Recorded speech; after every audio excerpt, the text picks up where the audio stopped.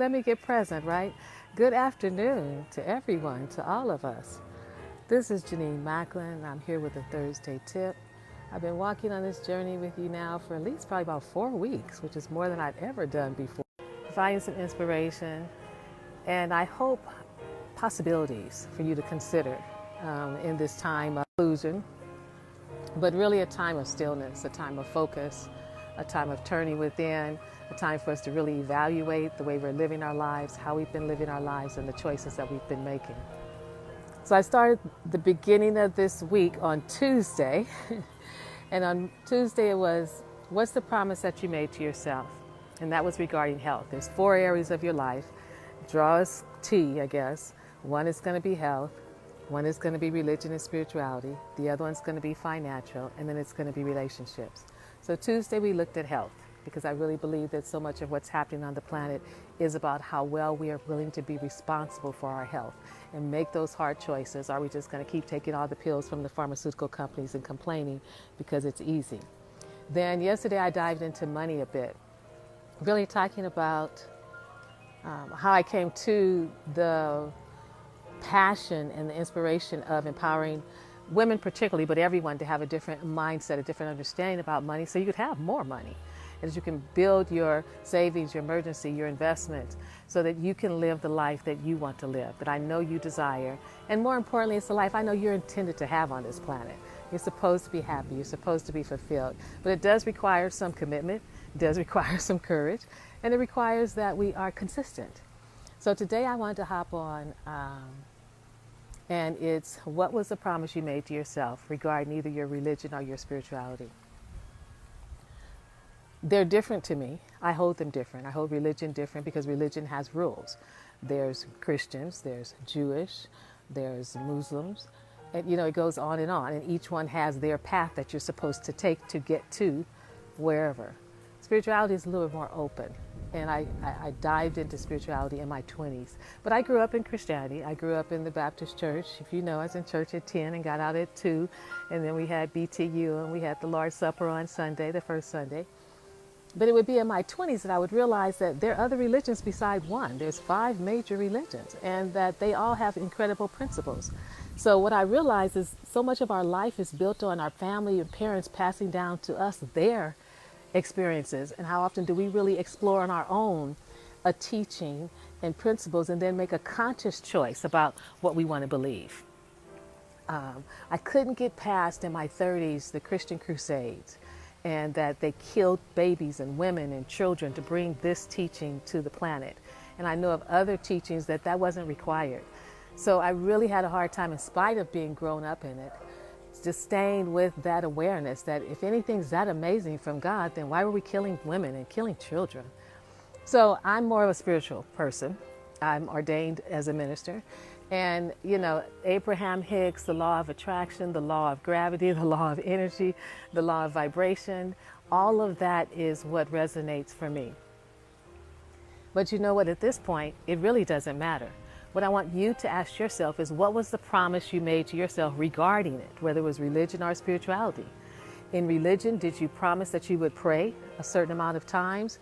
Did you promise that you would forgive, that you'd spend a certain amount of time quietly with God, or is prayer just enough? Did you say that you would read more scriptures, or maybe the daily word or something like that, to keep you, I always want to say, like hooked up and filled up?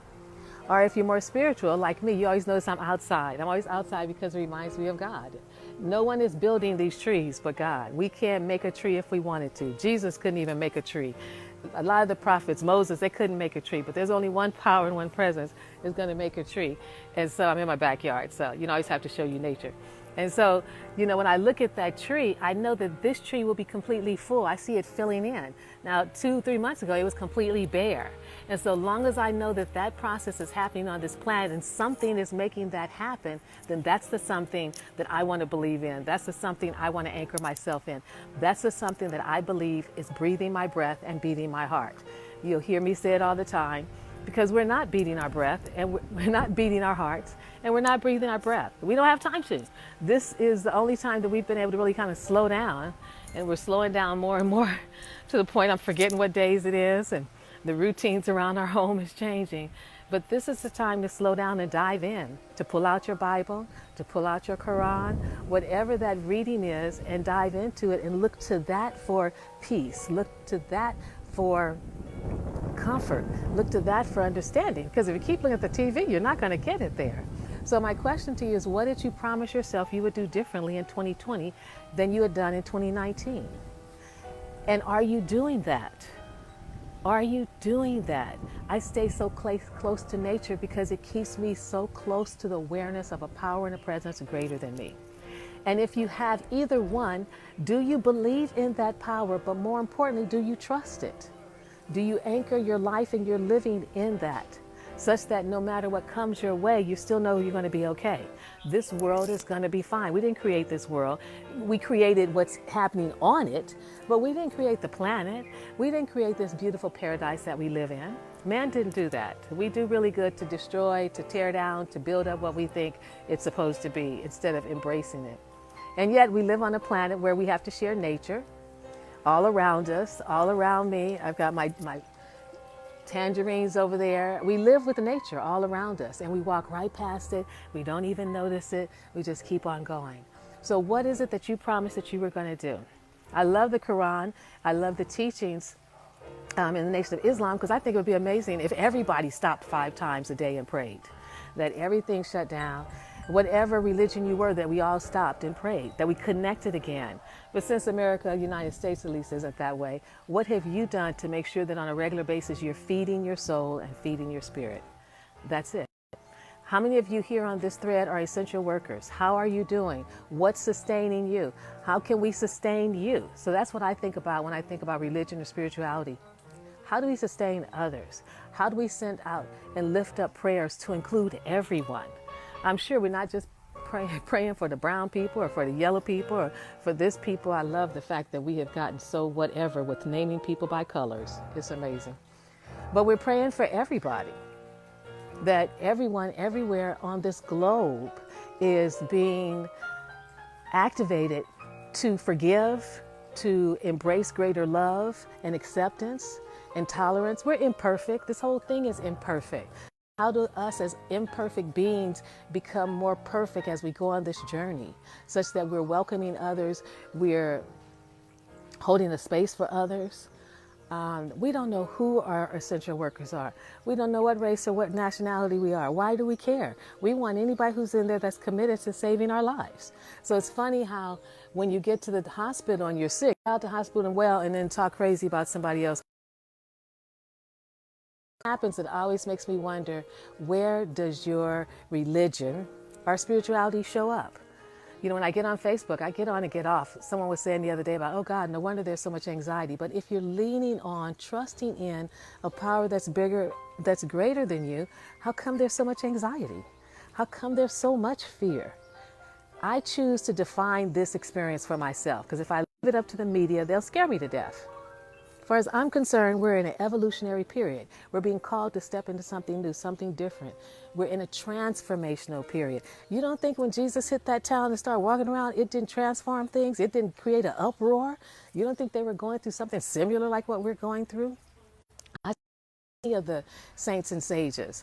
If it was Siddhartha Gautama, the Buddha, if it was Swami in India, any of them are calling us to step into a higher version of ourselves and then be concerned about our neighbors.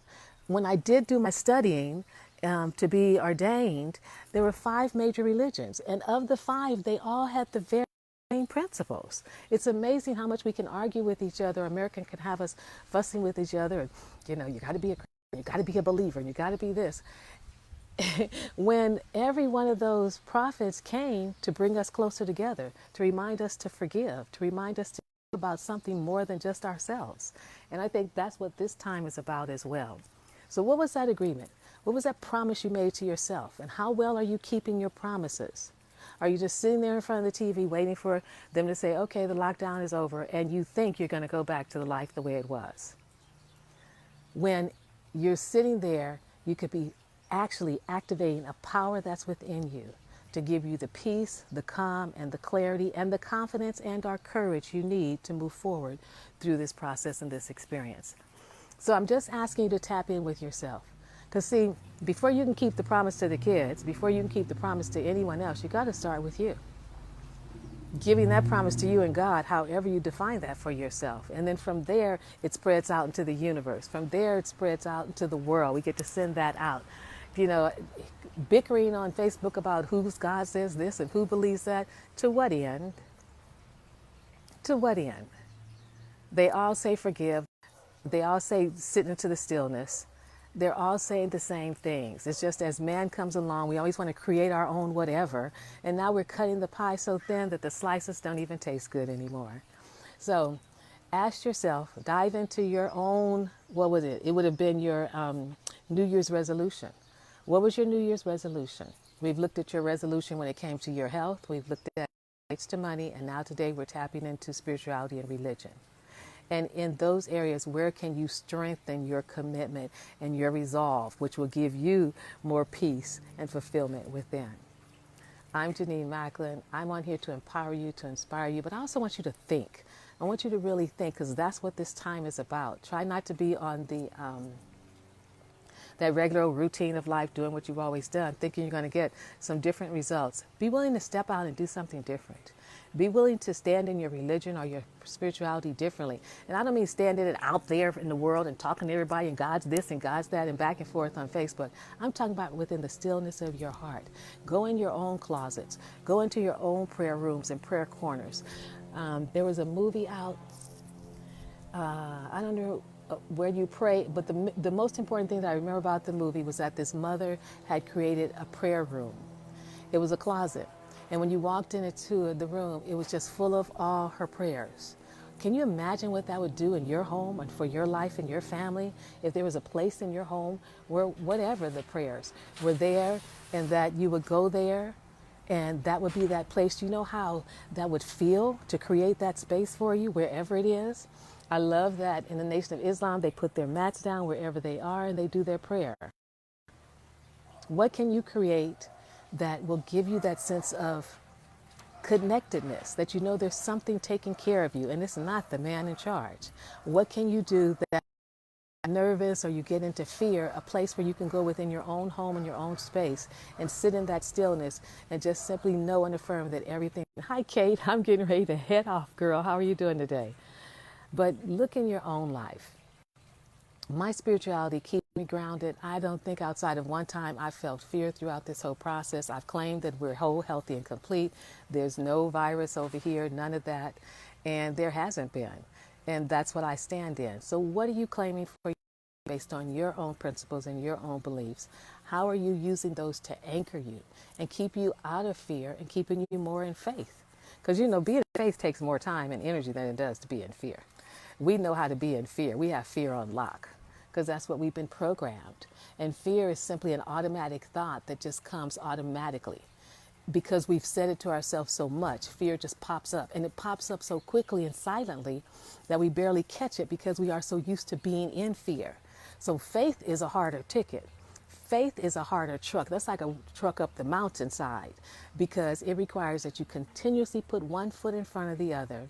You trust what you cannot see. And for some reason, we have a hard time trusting what we can't see. But we can't see the air. We can hear it when it rustles the trees and the leaves, but we can't see it. You can't see that energy that's making these flowers push out of these stems, and you see them blossom. Trust it.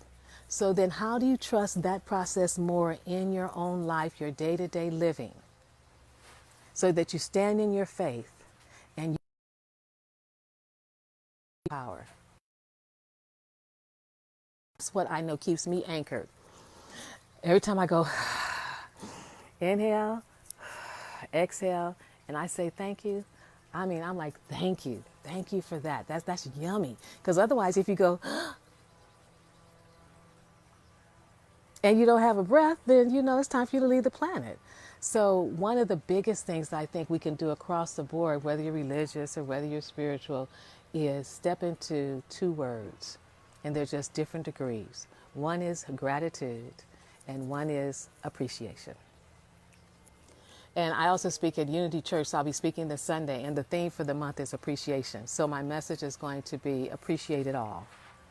That's a big piece, right? Appreciate it all of it. Don't say that, oh, that's bad over there. Oh, this is good over here. I don't think the universe or God is saying, oh, that tree over there is bad and that tree over there is good. No, appreciate it all. How can you appreciate everything that's going on? And if you can't appreciate it, okay, fine. How can you be in gratitude for everything? Not just the good things. We get lazy like that. But how can you find gratitude in the midst of the storm? How can you find gratitude in the midst of the storm so that you still stay centered and anchored in that awareness that we are all connected to this one whole power, presence, energy that breathed us into divine expression? It simply went and breathed that breath into us before we even came to be, so to speak. So that's what I anchor all of my everything in. That way it keeps it bigger. It allows me to talk to everyone and not leave anyone out. So you look at your promise and let me know who on this, I won't say on this thread, but who in this community is also an essential worker. What state are you in? Prayers. For now, take good care. I'll see you again tomorrow. One more time. What are we looking at tomorrow? Relationships. Okay, take good care. Have a good afternoon. I came on a lot later today, so it's about 3 or 4 in the afternoon. So let me know how you're doing. Take good care and bye for now. Bye, Kate. Our cat. There's no E on the end of that, huh? Let me know. Bye for now.